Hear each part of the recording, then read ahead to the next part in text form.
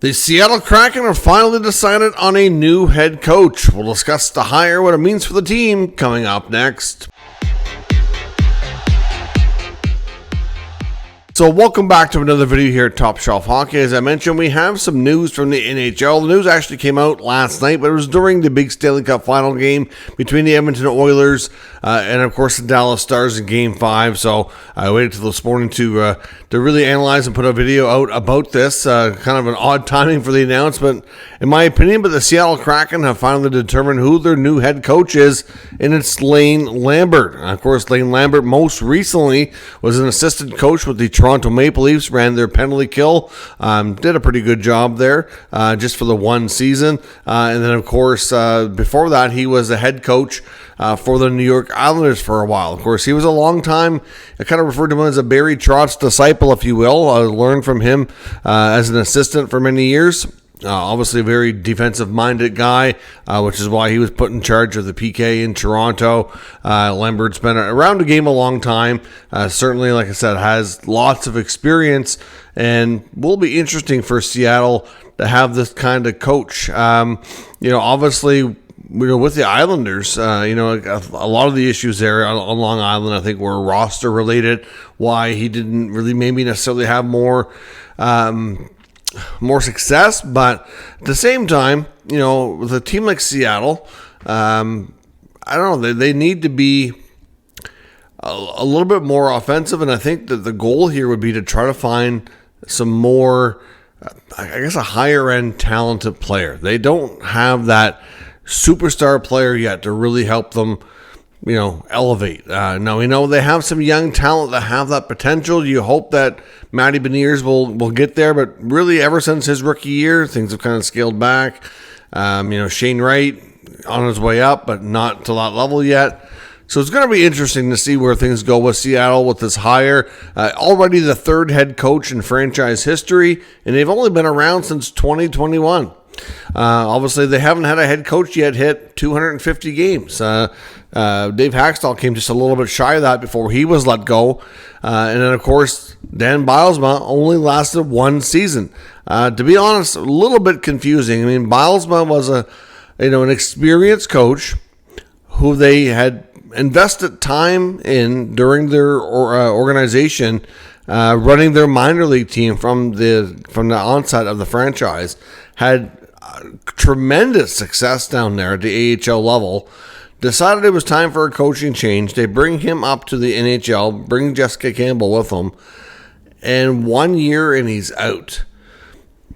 I don't know. I just found it a little bit weird. And then they do that, and the only reason that would make sense to me would be if you had another coach that was lined up that you didn't expect to be available or something, and you're like, geez, this is an opportunity. He's a real good coach. I think it's a real big upgrade, and I wasn't expecting him to be available, so I'm going to make the move. But that wasn't the case. They moved on from Bylsma pretty quickly after the regular season ended, and it took them quite a while in a search and talk to a lot of people before they've settled here on Lambert. So, Ron Francis, of course, was the GM. Didn't really have a great run. I thought the expansion draft was done extremely poorly. I think they passed up on a lot of good talent. I know the salary cap plays a role and all that, but they had some really just confusing picks in the expansion draft, and this team has just never really taken off. Look at how they did in year number 2. Right? They had pretty much everything go right. They had several players hit career highs. The shooting percentage was through the roof. Just things that you could look at. You don't even need to be the brightest hockey person in the world. And you'd be like, you know what? That's probably not sustainable. They hit 100 points. They won a round in the playoffs. And then next year, they were dropped right back down out of the playoffs. Then they're out of the playoffs again. So, I don't know. To me, Ron Francis had a tremendous playing career, Hall of Fame career. He's never been a good manager, though. As a GM, I mean, look at his time in Carolina. To me, wasn't great. And then how in Seattle, after what they've been through, he gets promoted to president, and then they hire AGM Jason Botterill to move up to be the GM. Now, Botterill, again, was highly respected as an up-and-coming executive at one point, especially during his time with the Penguins. To get to learn from a lot of good, experienced people. Went to Buffalo as a GM, and, well, that was a disaster too.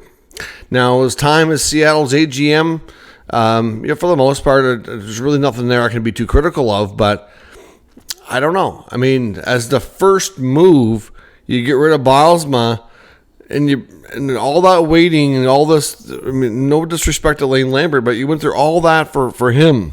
I don't get it.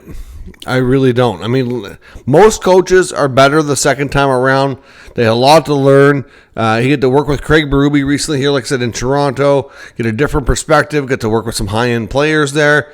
So I'm sure he'll be a better coach this time around than he was the first time. Most coaches are. But I just don't understand all the upheaval in Seattle. Guys getting promoted in the front office without really having the success. Coaches being let go when it's 1 year. Like, nobody's had a good run there. And all the upheaval for Lane Lambert. And said that I don't mean it in a disrespectful way. It's just not a high-end guy that most teams are jumping at to hire when you're like, like when some guys become, like when Craig Berube became available last year, like, some teams are having thoughts here, like maybe we should make a change if we can get him. You know what I mean? Like a Stanley Cup winning coach who's just, had a lot of success, whereas Lambert's still, relatively inexperienced when it comes to being a head coach. So it's just kind of a confusing situation overall in Seattle, but I say this, like I said, Lambert should be a better coach the second time around. He's got a number of years of experience as an assistant. He's worked with some really good ones. He's had head coaching experience before, so I hope everything works out for him in the grand scheme of things. And I'd like to see the Seattle franchise get a little bit more relevant and a little bit more competitive, and I hope they can find their way here. But it's not even so much the coaching people that I'm concerned about. It's the ones at the top. So until there's a change there, I'm not really convinced just yet that we're going to see any higher level sustained success. But let me know your thoughts on the Lane Lambert hiring as the new head coach of the Seattle Kraken. Good defensive coach, well-respected guy. Hopefully his second time around is a little bit more successful. I just hope that the front office guys and Theresa Botterill and Ron Francis do some real work to their roster to give them something better to work with here so that the success is, a more likely scenario that we're going to see play out, because that's what they really desperately need. And I'd like to see them make some moves to try to attract a big-time star player. I think it'd be great for the market, great for the franchise, and just a good way to take things a step forward, have a much better shot at being a playoff team, and to try to build some consistency that way. But let me know your thoughts in the comments. We'll discuss further. If you're new to the channel, make sure you subscribe and stick around. We'll keep you up to date with all the news, rumors, and analysis of all 32 NHL teams. Thanks for watching, and I'll catch you next time.